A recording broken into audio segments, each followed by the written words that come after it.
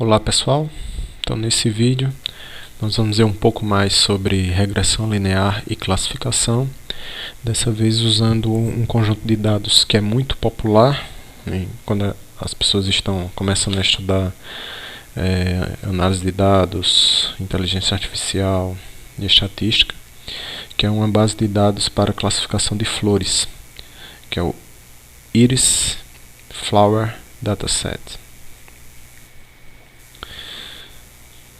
Então, essa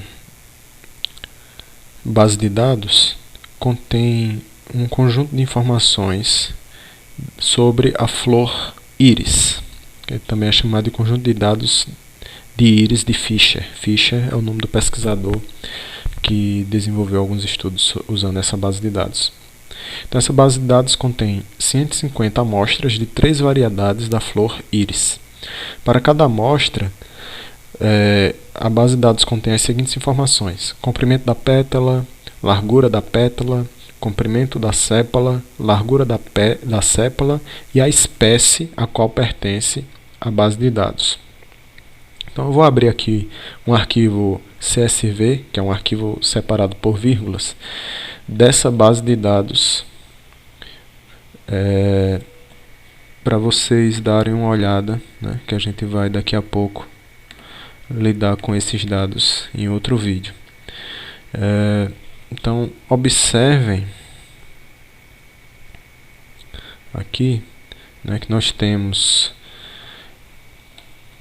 5 colunas, né? 1, 2, 3, 4, 5 colunas, sendo cada coluna, da primeira coluna até a quarta coluna, são informações que nós chamamos de características das pétalas e sépalas das flores, e a última coluna representa a categoria, ou seja, o tipo de flor.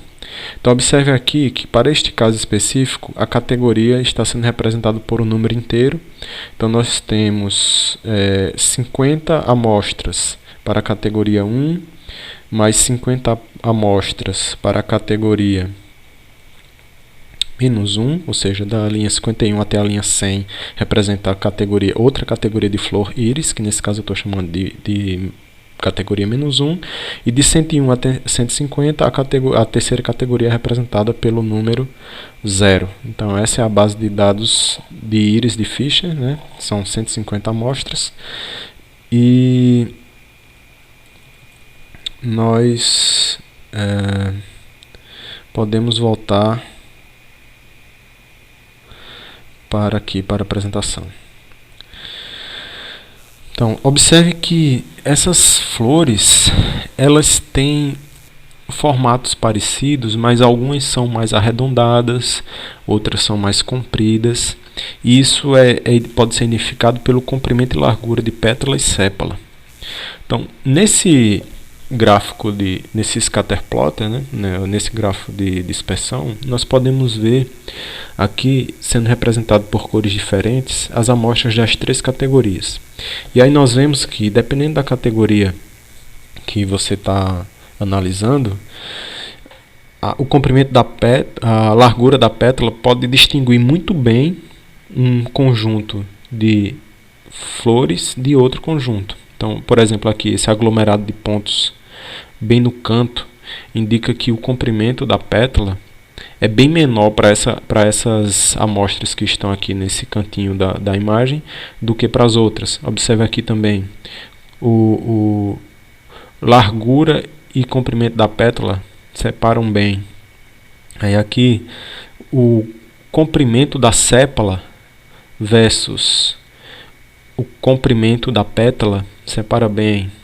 E aí você vai analisando essas imagens para verificar, fazer aquela pergunta que nós fizemos no slide sobre regressão linear, no slide anterior, né, no que foi mais teórico. Seria possível traçar uma reta que separe adequadamente essas categorias, né, separe adequadamente os pontos de dados que estão sendo representados nesse gráfico? Essa é a pergunta que a gente tem que fazer. Então, se visualmente você enxerga a possibilidade de traçar uma reta, o próximo passo seria determinar qual é a equação dessa reta.